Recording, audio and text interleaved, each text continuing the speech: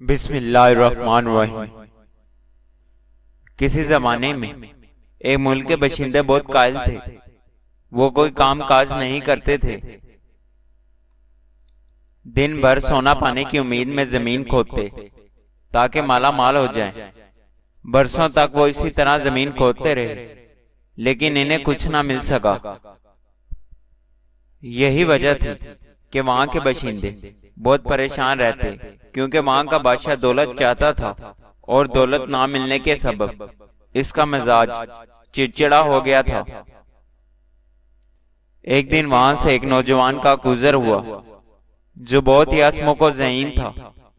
वो इसी रास्ते से एक गीत गाता जा रहा था जहां सोना हासिल करने के लिए लोग जमीन खोद रहे थे। जब इन लोगों ने इसे देखा तो बोले, गाना मत गाओ, हमारा बादशाह बहुत गुस्सेल है, वो तुम्हें कत्ल कर देगा। नौजवान हंसकर बोला, मुझे इसकी परवाह नहीं है, लेकिन तुम मुझे अपने बादशाह के पास ले चलो।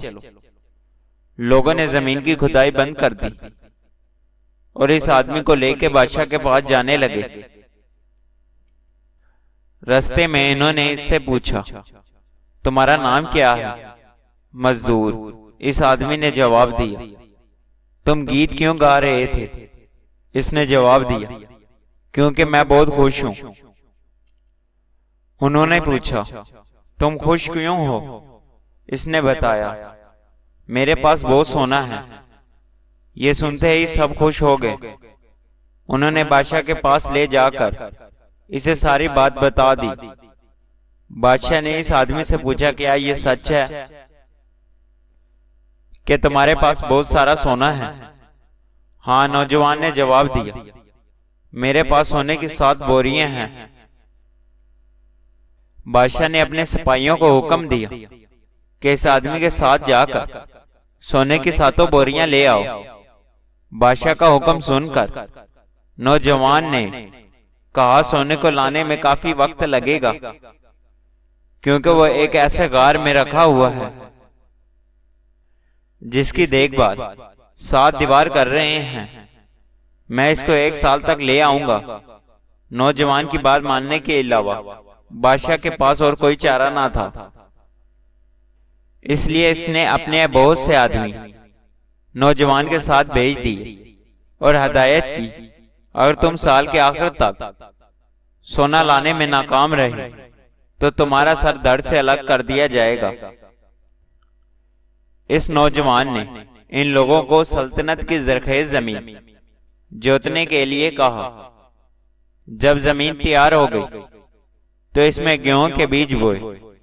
1 साल बाद फसल तैयार हो गई तो इसने इसकी कटाई कराई, जिसके बाद इसके पास मनोगन्नम जमा हो गई, जिसे घोड़े पर लदवा कर वो बादशाह के पास गया। इससे बाशिंदों ने वो सारा गेहूं हाथों हाथ खरीद लिया। इसके बदले में इस नौजवान को सोने की 7 बोरियां मिल गई, जिन्हें लेकर वो बादशाह के दरबार में पहुंच गया। इसे देखकर बादशाह ने इससे पूछा, क्या तुमने सोना ले आए हो? नौजवान ने मुस्कुराकर जवाब दिया, जी हाँ, मैंने गेहूं बेचकर सोना हासिल किया है। इसके मुलाजिमों ने जब इसे पूरी कहानी सुनाई तो वो बहुत खुश हुआ, लेकिन इसे अपनी गलती का एहसास भी हुआ। बादशाह ने अपनी रियाया को खेती बाड़ी करने का हुक्म दिया। नौजवान ने बादशाह को कहा कि इस दुनिया में अभी बहुत से लोग ऐसे हैं जो मेहनत की अजमत को नहीं समझते। मुझे उनके पास जाकर उन्हें भी रासत पर लाना है, लिहाजा मुझे इजाजत दे। मुझे अफसोस है, मैं यहाँ नहीं रख सकता। बादशाह ने नौजवान को बेशुमार तोहफे देकर रुखसत किया। इंसान पैदाइशी तौर पर किसी से नफरत नहीं करता। नफरत करना उसे सिखाया जाता है।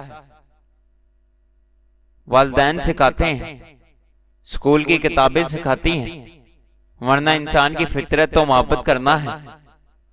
रुपया जितना भी गिर जाए, मगर इतना कभी नहीं गिर पाएगा जितना रुपये के लिए इंसान गिर चुका है। मर्द को औरत के किरदार की कितनी फिक्र होती है। इतनी फिक्र अगर अपने किरदार की करे तो कितनी औरतें बद किरदार के लाने से बच जाएंगी। रिज्क औरत के नसीब में होता है, जबकि औलाद आदमी के मुकद्दर में। रिज्क के लिए आदमी ना बदलो, औलाद के लिए बीवी ना छोड़ो। बाप के बाद अच्छा शोहर बीवी के सर की छत होता है, इसका मान होता है। कुछ तकलीफें ऐसी होती हैं जिन पर माफ तो किया जा सकता है, लेकिन ताल्लुक नहीं रखा जा सकता। अगर जिंदगी को हमेशा खुशियों के साथ गुजारना चाहते हो तो गमज़दा लोगों के गम सुना करो, कभी दुखी नहीं रहोगे।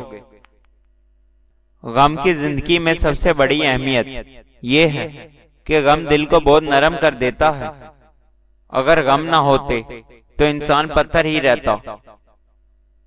रोजाना इस दुनिया से लोगों का रुखसत होते रहना जिंदा रहने वालों के लिए बहुत बड़ी नसीहत है।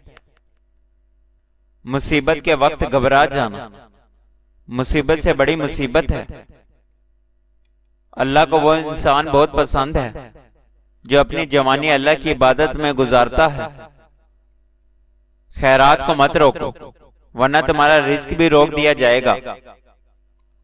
काफिर तो तरसता है त्योहारों को। ऐ मुसलमान, तू किस्मत वाला है जो हर हफ्ते ईद मनाता है। सर के बाल अगर सामने से सफेद होना शुरू हो तो ये बरकत और खुश नसीबी की इलामत है। सबको खुश रखना मुनाफिक आदमी का काम है। असूल और बात जमीन लोगों से अक्सर लोग नाराज रहते हैं। फिक्र करोगे तो खुद जलोगे, बेफिक्र रहोगे तो दुनिया जलेगी।